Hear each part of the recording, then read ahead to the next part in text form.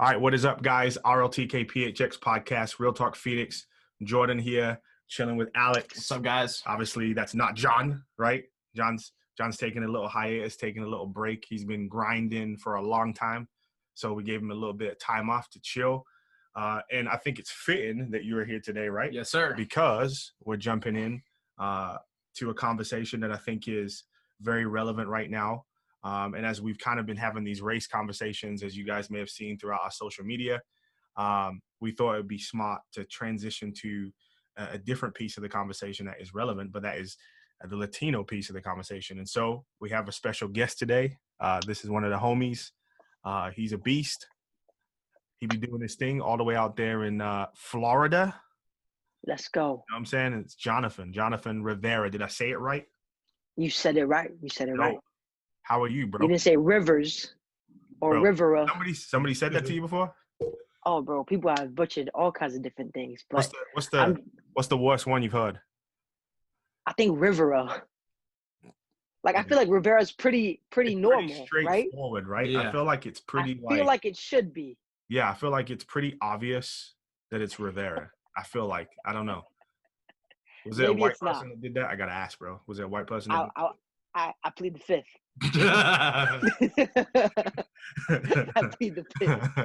I plead the fifth. Hey, you're brown in America. You can't plead the fifth. Whoa. I'm praying for my brothers and sisters. Immediately at the beginning. So anyways, we starting off hot. If I didn't say episode 35, that's where we're at. And let's dive in, man. So Jonathan, tell us about yourself. Who are you? Where are you from? Where do you live? Even though I kind of gave that away a little bit. Share a little bit of your story with us that got you to where you are today.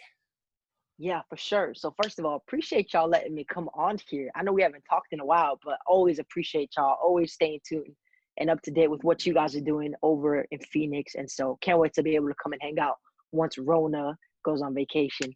Right. So just love and miss you guys. Can't wait to hang out. So my name is Jonathan Rivera, and I am a pastor in Orlando, Florida. Particularly right now in this season of my life, I'm a creative pastor at my church. I did student ministry for 6 years, and I loved it. I still work in a lot of student ministry and do all kinds of stuff with it. But my role in my church is a creative pastor. I go to a church called Calvario City Church. It is a multi-ethnic, multilingual church in Orlando, Florida. My pastor is Pastor Nino Gonzalez, Pastor Gabriel Salguero, just amazing people. Things that I'm really passionate about is Orlando. I love my city. You cannot convince me that there is a better city than Orlando. I live 10 minutes away from Disney, 5 minutes away from SeaWorld, 15 minutes away from Universal. I'll be honest with you, I've got a confession to make. Y'all gonna think I'm mad bougie, but I don't have kids or a wife, so I'm allowed to do things like this. I actually have passes to all three of them. And so I'm officially the Thanos of Orlando. I got all the Infinity Stones, bro.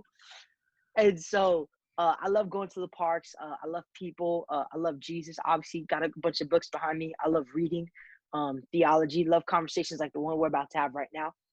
Me particularly, because I am Puerto Rican and Hispanic, grew up in the Latino church. And I'm passionate about the Latino church. I'm passionate about Latinos in America. I'm passionate about the future and how it looks a lot more brown than people maybe know or expect. And I'm passionate about lifting up Latino voices, creating consciousness within people of what it looks like to be aware of that and what that looks like for the future and how to partner with people within the Latino community. And so, yeah, man, those are just some things that I love. I'm a big basketball fan, huge. Go Magic. We miss Penny and Shaq. It's unfortunate you're a Magic fan, bro. You know what's really unfortunate is that the NBA is coming to Orlando and not to Phoenix. That's really unfortunate for you. You just felt like I felt like you wanted to say something a lot more hostile, but you were real nice about it. You know what I'm saying? I felt like I saw it in your eyes, bro. You know what? You ain't even lying, bro. You ain't even lying. The Lord's still working. The process of sanctification is at work in my life. But yeah, man. And so the NBA is coming to Orlando. I'm hoping to sneak into a game somehow. I'm going to pretend to be a janitor or a ball boy or like a trainer or a family member. I'm going to get in there. I mean, you got all that money. I'm excited. You know what I'm saying? Get yourself some tickets. Bro. Nah, bro. I spent all my money Already? on Disney. I spent all my money on Disney tickets and shoes, bro. I'm done. Hey, they Like, ain't been open for a bit, so just tell them, yo, I need my money back. You know what I'm saying? I need they actually I need a they were return. actually pretty good. They held back on charging us during quarantine, so that was nice. There you go. Take that quarantine money, bro. Unless you've been buying some more J's. You know what I'm saying? I plead the fifth. Anyways, Mm-hmm. like I said, man, passionate about Jesus, passionate about the Latino church, love basketball, love living in Orlando, and love Gen Z, man. I think this is the generation that we've been praying for. The church, a phrase I've been saying recently is the church asked for a revival and God gave them Gen Z. Yeah, bro. I've quoted that a few times. I've actually quoted you a few times, like in the past 2 weeks. I saw that. I was like, ooh, ouch. Yeah, I appreciate that, man. I'm passionate about this generation, and I think that this is a generation that's going to bring change to America and experience revival in ways not only that we've never seen, but we never even expected. And so I'm excited what that looks like, because I don't even know what it looks like. I feel like God wants to surprise us with this generation, and I think he already is. And so, yeah, that's a little bit about me.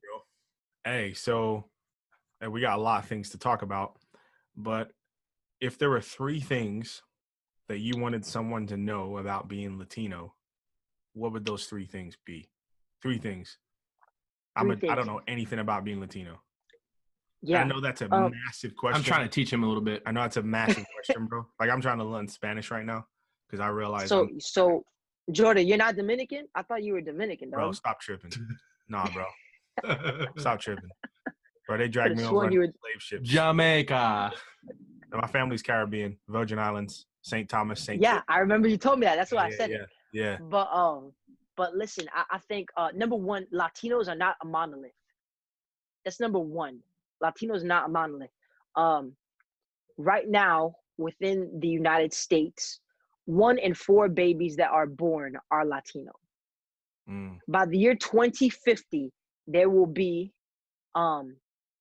100 million Latinos in the United States. The population will be 400 million.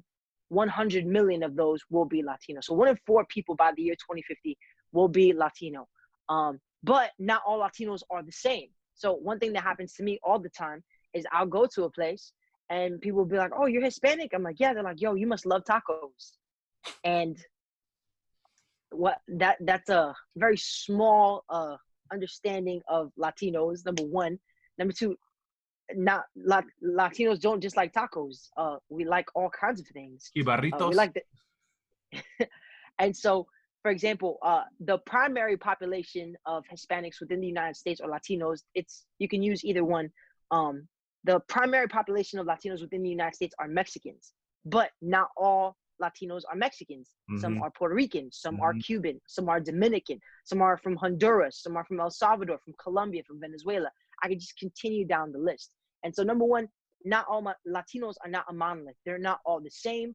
They all might speak the same language, but they have different cultural expressions. They have different ways of thinking, different kinds of music, different kinds of food, different kinds of all kinds of different things. And so, number one, we're not all the same. We have similarities, but we're not all the same. So that's number one. Latinos are not a monolith.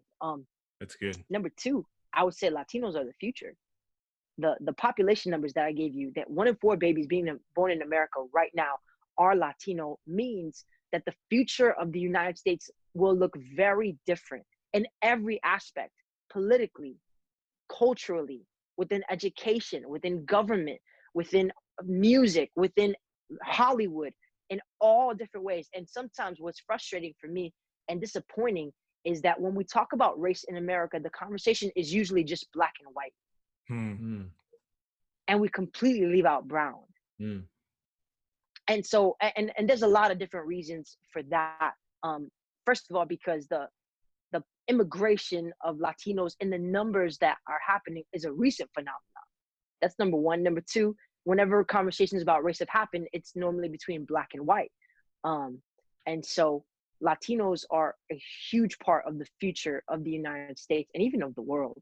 And so I would say, number one, Latinos not a monolith. Number two, Latinos are the future. Not that other groups are not the future, but they're going to be a huge part of the future, and they're going to impact the future of the United States. And I think last but not least, the last thing that I would say is the Latino community and the Latino church have a contribution to make to the American church. Man, that's good. My pastor, he wrote an article for Christianity Today, and he also spoke at the CCCU, which was all the Christian colleges and universities. They have a convention. And a couple years back, he shared this phrase, and he said, research is showing us that the more American you become, the more secular you become. And what's happening, what I believe is going to bring revival to America is actually people coming and immigrating from all different places and kind of helping to bring a deeper and different kind of Christianity than the one that we currently see in America. And we're seeing the fruits of American Christianity. We're seeing the holes that are being poked in our faith. And I think we need something new. Good, I think we need something different. I think that's going to come from Gen Z. I think that's going to come from the Latino church and from other places that we might not experience it normally or expect it from. And so, number one, Latinos are not a monolith. Number two, Latinos are the future. And number three, Latinos have a contribution to make to faith and Christianity within the United States. And that's good, bro. It makes me think a lot of things. One of the things me and some of the guys have been talking about is this idea of, like you said, like revival is really necessary at the cultural moment that we find ourselves in. Because if we don't have revival, what we may have is revolution. And that sounds crazy, but we're at a place where people are literally saying enough is enough. And so something's going to change. The question is it going to be the moral fabric of our society that's going to change?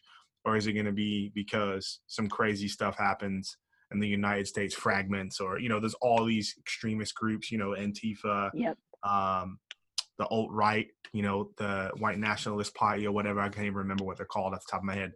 So there's all these different ideas swirling around, and we're just at a really interesting cultural moment. So I'm really glad that you said that. But the question I want to ask you, because you kind of hit on it a little bit, was you were talking about racism. And so I think people have a clear idea of what it means to be, at least in this moment, more than ever, what it means to be Black and experience racism.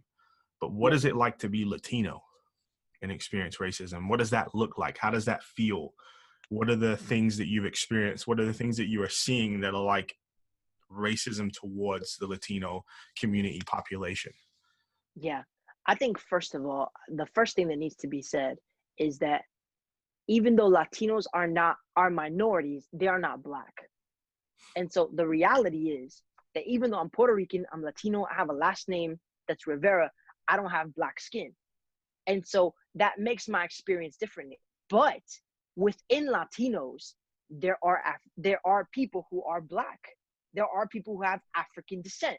That's the result of slavery, colonization, all these different things that happened in the Caribbean, that happened throughout South and Central America, that happened in Spain. So absolutely. So for example, in Colombia has one of the largest populations of Black Colombians. Also, Dominican Republic. When I went to the Dominican Republic last year, or earlier this year actually, to speak, the majority of the people that I encountered were of dark skin. I'm Puerto Rican. In Puerto Rico, there's always been tensions between darker Puerto Ricans and lighter Puerto Ricans. And so I think there's a difference between racism and discrimination. I think that's a very important distinction to make. That's one. And so racism is alive, not just in the United States, but even in Latin American countries. That's something that we still navigate through and fight. But just the reality of being Latino, just the reality of not being white in America, that absolutely creates certain experiences. I've been told to go back to my country. But the reality is I was born in Orlando, Florida. Like, I don't have a country to go to. And the Puerto Rico is a commonwealth that is part of the United States. And so technically I am home. You know what I mean? So I always find it interesting when people tell me to go back home. But a lot of people, when they say go back home, you're telling me to come where I already am. This is my home. It's a misconception.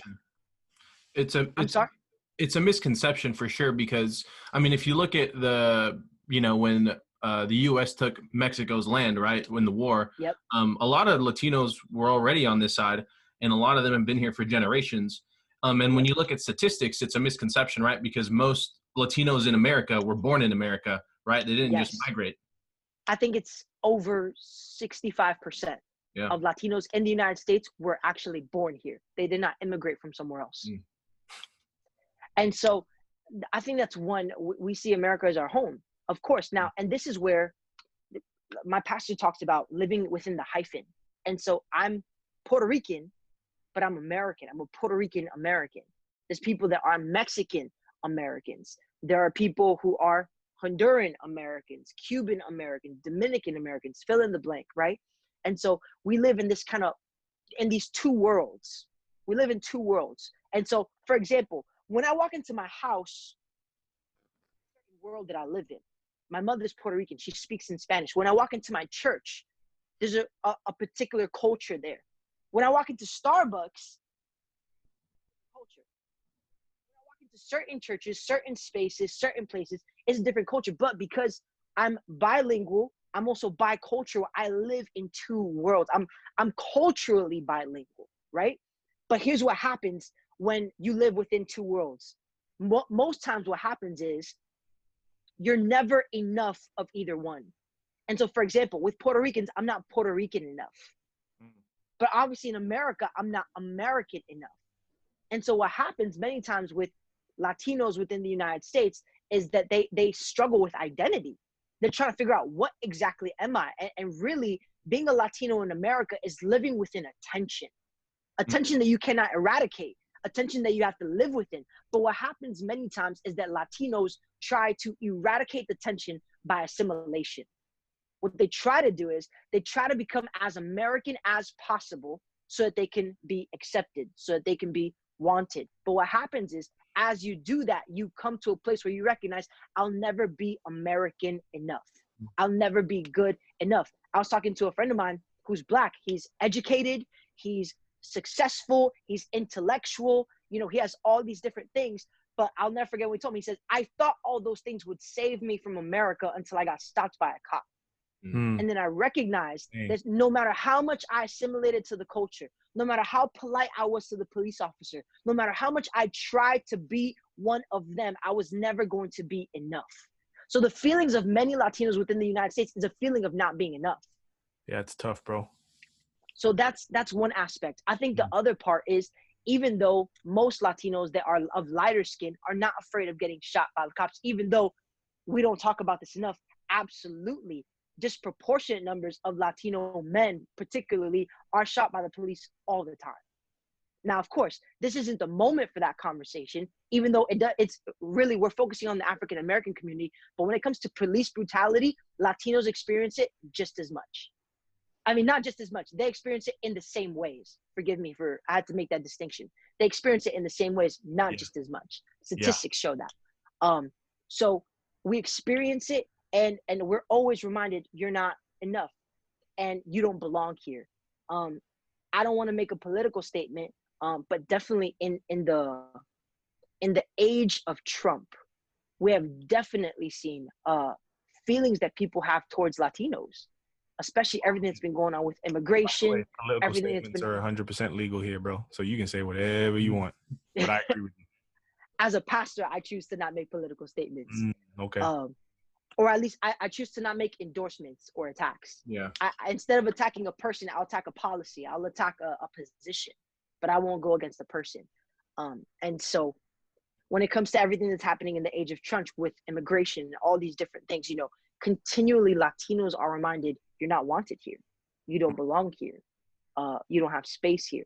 But the reality is, we do belong here, and this is our home, and we love this country, and we want to be a part of this. If you took out all the immigrants from the United States, we would fall apart. Yeah, the economy would just be obliterated. Absolutely obliterated. And so I think what we always go back to is an understanding of the gospel, right? All people created in the image of God. They're image bearers, and so they're worthy of dignity and respect. Really, Black Lives Matter, protest, all these things, it's really a fight to see the image of God in people. Yep. And so with Latinos, it's the same exact thing. And so I think when it comes to what you asked about discrimination and how we feel and things like that, we experience it in different ways than African Americans do, but we do experience it. Some within the Latino community do experience racism because of their color of the skin, but again, Latinos are not a monolith, and so that varies. But many Latinos within the United States do experience discrimination, are told to go back to other places, never feel like they're enough, experience police brutality, and experience all kinds of other discrimination within government, education, business, all kinds, even within the church. You know, it's funny, within the church, the only place where I'm really home is the Latino church. But even within the Latino church, sometimes I'm not Latino enough for the Latino church. So you almost become a sojourner when you live in this bicultural nature. And so it's a very interesting dynamic, and it's a tension that I'm personally learning to manage and live within, and teaching other Latinos to do the same.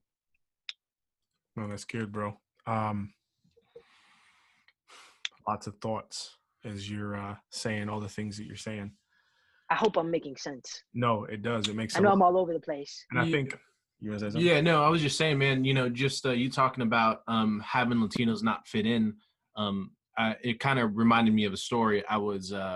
There was a church here that did this thing where you would go and eat lunch with Latinos who were illegal here, right? And I remember hearing not the parent story, but the son story, who at that age was a couple years older than me. And he was born in Mexico, but he got brought over when he was, you know, a baby. And he was stuck because he wanted to be a police officer, but because he wasn't able to prove citizenship, right? He couldn't be a police officer here. And what else is he going to do? He can't go back to Mexico because he grew up in the U.S. and he's never been to Mexico, right? So I mean, to be honest with you, it crushed my heart, right? Because I was born here in America, so I've been lucky enough to have certain privileges that a lot of other Latinos don't in the United States. Yep. Yeah, it's true, man. Absolutely. It's tough to think about, and I want to jump into that in a minute, but I want to jump back to a thought that I was having as we were talking about. You brought up this point, you know, race is usually talked about between black and white, right, and not brown. And it makes me think about the socialization of race, right? The reality that white is white and black is black. And I've never really thought about the implications that has on what it means to be brown.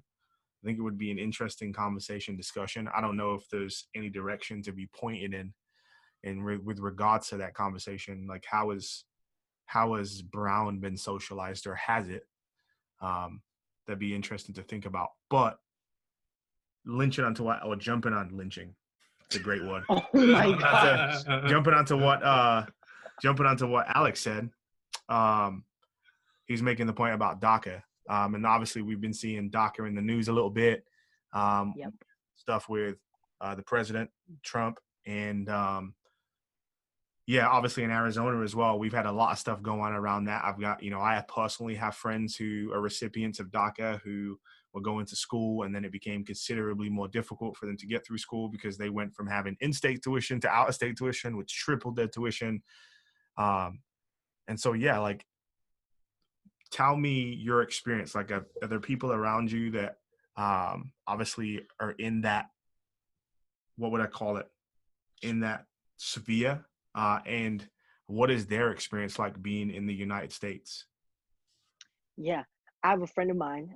He lives in kind of South Florida, more to the west. And he was really afraid with everything that's going on because his girlfriend is DACA. And his girlfriend is DACA. And he came to a place where he said, you know, I want to marry this girl, but there is a legitimate possibility of her being deported. Like, that's a real possibility. And they got engaged last weekend. Right? Huh? Even though they get married, it could still happen. No. Right? No. Once they're married, it's a little bit different from my understanding. Okay. It's a little bit safer. There's still some processes, but it's a little bit different. They got engaged last weekend, and they want to get married because they want to eliminate the possibility of her being removed from him. You know, people really live in that fear. I think you said earlier, one of you guys said earlier about, you know, people who they were born here, but or they came here when they were young. You know what I mean? But because they're of not having citizenship, because of all these different things, they constantly live in fear. There's people that have lived here for decades, pay taxes, give to this country, work hard, are model citizens, are active members within the community that help within the church. And I feel like, here's the thing, just because something is law doesn't mean it's just. 100%. Segregation was law. Jim Crow was law. Slavery was law. I think white evangelicals will get this one. Abortion is lawful. Do you know what I'm saying? Do you know what I mean? Yeah. Just because something is law doesn't mean that it's right? And so I think, and sometimes Christians are kind of, one of the cop-outs is Romans 13. Where we need to submit to and obey the governing authorities, right? But the only time where it's possible to fight against a law is when it goes above, when God's law is above that law, right? And so that's why as Christians, we engage in justice. We fight for things that are incorrect because God calls us to be people of justice. Yes. Justice is a component of the gospel. So God is a God of justice, and that's a whole other conversation that we can have. But I think when it comes to DACA and all these things, I think definitely, here's the thing. I hear people who say people need to come here lawfully. People need to come here the right way. And here's the thing. I agree. The problem is it's not very easy to come to our country. We have a broken system. We have a broken immigration system. It's hard for people to come. And people that are coming many times, and I think sometimes it's painted with a broad brush, the kind of people that are coming, and I don't think that helps the conversation. There's people who are genuinely fleeing from difficult situations. And I feel like as Christians and a country that claims to be a Christian nation, even though we know it's not really the truth. Yep. But do have, let's say that we are based on some Judeo-Christian principles. That being the case, we should follow the mandate of Scripture to welcome the foreigner and the stranger, to listen to Jesus in Matthew 25, to be the Good Samaritan, to have this kind of gospel understanding of what it means to execute justice and see things that are wrong and people that are hurting and have compassion towards them, while at the same time trying to follow the laws of the land and have order and structure. I don't think they're mutually exclusive. I think they can work together. We can have compassion and just laws at the same time. Yeah. And so that's, when it comes to DACA, that's where I'm at.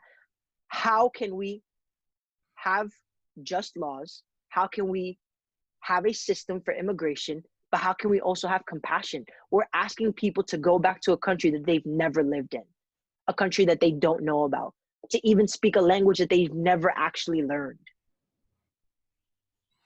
Yeah, man. That might be lawful, but it's not just. So obviously I'm from England, so I went through the process of immigration, right? Got married, and then went through that whole process. And I mean, it costs thousands of dollars. It's not the most easy thing in the world to do. And here's one of the things that's interesting to me as well. People always talk about, undocumented immigrants should be coming in lawfully and all those different types of things, right? But the reality is, so I was at Yuma at the border doing a coaching course a few years ago, and was having a conversation with this guy who lived there. And I was just talking to him about, hey, what's it like living in a border town? I was just curious, because you hear all the stories. And he's like, man, you know what? There's a lot of things that the government doesn't tell you. Like, for example, there are certain times in the year where they lax the borders. And the reason they do it is because they want people to get across, so they'll walk in the farmlands for cheap labor, right? So what'll happen is the border patrol won't be paying attention the way they were previously. More people will come across the border, and what will they do? They'll settle in the farms on the border, and those people that own those farms will pay them really cheap to do the labor. And then what happens? We get food on our table, right? And so it's interesting that, you know, we want to portray this integrity and justice that we have. But the reality is, when it serves us, we'll take advantage of people, right? And letting people in when they want to come in doesn't serve us, or at least we don't feel like it does. And so we want to do something about it. And so for me, like, I get it. Like you said, right? Yes, people come in lawfully and all these different types of things. But at the same time, what about when people can't do that? What Yeah. about when they're fleeing for their lives? What about when, you know what I'm saying, all these different types of things are happening? And like you said as well, they get painted with this broad brush. Well, they're all criminals. They're all cartels and whatever else. And it's like, well, okay, so we're having this conversation about police right now. And I keep hearing, hey, not all police are bad. But we can say all Mexicans are bad. We can say all Latinos are bad. We can say all Puerto Ricans are bad. Okay. You get what I'm saying? So, like, people don't even Absolutely. understand the hypocrisy in their language. They're not even paying attention. You know what I'm saying? And they're not Yep. even seeing how it reveals. And I think ultimately what it is that there are a lot of people that are afraid out there.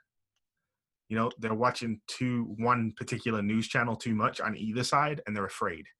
And as a consequence, they're afraid of the other, right? And so the Yep. safe thing to do is to get rid of the other and to keep all your resources for yourself. And that's what we see, right? Money and power and greed is reigning over this whole thing and created this system whereby we dehumanize and we take advantage of each other. And it's really sad. And in my mind, I'm always asking myself the question, what would it be like if the Latinos and the African Americans said, yo, we're going to come together and we're going to change this country? It's like, whoa, like, you know what I'm saying? Like, man. Now, I So know. that's Go ahead. here's the funny thing, bro. I love that you said that. So I grew up in a church. So within my church, growing up, there was another church, right? And it was an English church, but the church was full of African Americans and full of Latinos. And it's so funny how, like, I feel so comfortable around African Americans. I really do. I grew up with it. You know what I mean? And I think about, it's funny that you mentioned that, because I was literally talking to someone the other day, and I'm like, I feel like I was talking about that particular church and how it helped me, and how that experience changed me so much, and how I want to go back to that. I look at that and I remember singing on a choir. I was on a gospel choir, bro. That's dope. I was on a gospel choir. And I remember thinking, as I was talking to my friend, it's, even though our experiences are distinct, many of them are shared. Many of them are similar. We have an understanding with African Americans, between African Americans and Latinos. There's some similarities of the fact that we've been discriminated against, the fact that we are told that we don't belong here. There's certain values within us. There's a certain level of struggle that we all can relate to. And I think us together is an unstoppable force. And I agree. And so here's the thing. Gen Z is the most, because I told you we were talking about Gen Z. Gen Z, one of the interesting things about Gen Z, and I think it's the one aspect that we don't talk about enough. It's the one aspect I always drill whenever I get into a conversation. Gen Z is the most ethnically diverse generation in American history. Gen Z is a generation of collaboration. Gen Z is a generation of synergy. And that synergy is a diverse one. That's good, bro. And so I think the future, and that's why I keep on pointing to Gen Z, man, because they're living in a different kind of world, and they have a perspective, and they're willing to do things that maybe we've never done before. Like, it's scary. It's almost convicting to me that Gen Z will do things that I was too afraid to do. Yeah, they really will. Gen Z is challenging me. Gen Z is pushing me. You know what I'm saying?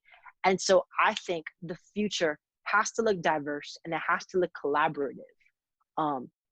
And here's the thing, I'm Pentecostal, and so I love hearing about the revival that happened in Azusa Street with Richard Seymour. Richard Seymour was an African-American man who was blind. Nobody talks about that, bro. And the beginning of, because people love to talk about Pentecost, right? The beginning of the Pentecostal movement in America started in a place where racial barriers were destroyed. And the Holy Spirit brought together all kinds of different types of people. And guess what? It was led by a black man. That's what I'm talking about. Let them know. Gotta let them know. No, bro. And so I love that you made that point about the possibility of what would it look like to collaborate. I think Generation Z is going to be a generation that models what that looks like, and we have to follow them in that. We have to say, if their generation is diverse, we have to reflect that in our relationships, in our staffs, in our teaching, and everything that we do. That's good, man. I almost feel like Gen Z is going to return us to what it means to be the church because of the nature of where they do things, right? They're extremely diverse. They care about justice. Like, justice is paramount to them. Actually, they care about it so much, I think they'll abandon the gospel if we're not careful for the sake of justice, if we don't show them that God is just. And so they're all about one-on-one, small, intimate connection, knowing each other. And so they're returning us to like that true discipleship, life on life.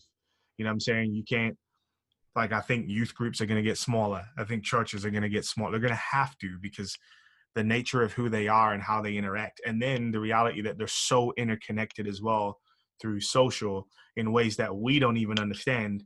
And like, they almost don't have a leader. So someone comes up with an idea, everyone latches onto it, and then they all execute on it. And it's like, what is going on right now? Like, thousands of people just moved on this thing because someone came up with it, and then everybody's like, yo, this is a brilliant idea.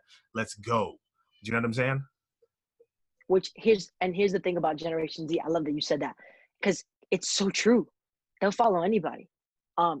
Which means they're not after what our generations previously, our generation and other generations, they're not seeking power. They're seeking change. That's good, bro. And that is powerful. But here's the thing. This Generation Z has so much information, but not a lot of wisdom. Because information, that's knowledge, right? Yes. But wisdom is to know what to do with that knowledge. Yes. And that's only going to come through leadership. And so, but here's the thing. Generation Z is asking, why should I follow you? They're not going to be like previous generations who just follow blindly. Why should I follow you? That is good. Generation Z doesn't want to ask what. They're tired of asking what. They want to know why. Man, that's good, bro. Thank you. The last question I was going to ask you, you just answered. And so for our audience, answer that question. Why should a young person follow you? And I think if you can answer that legitimately and know that your answer is a good answer, maybe you should ask a Gen Zer if it's a good answer, then you're in a good space. But anyways, Jonathan, thank you, bro. Thank you for your time. Really appreciate it. Very insightful conversation. We will be doing this again. You have no choice. I'm just letting you know right now. Honestly, we have many things to talk about. Yes. Dude, I would love, I hope this was helpful. I know I was all over the place. Nah, bro, we love it. We were just shooting. Just vibing. Just vibing. But dude, I love you guys so much. Thank you. All right, thanks, guys. Bro. Well, this is the RTK PHX podcast, episode 35 in the books. Find us Facebook, Instagram, LinkedIn, Twitter. Did I miss one? Don't think I did. YouTube. Beginning of the conversation, not the end. We will talk to you guys soon. Peace.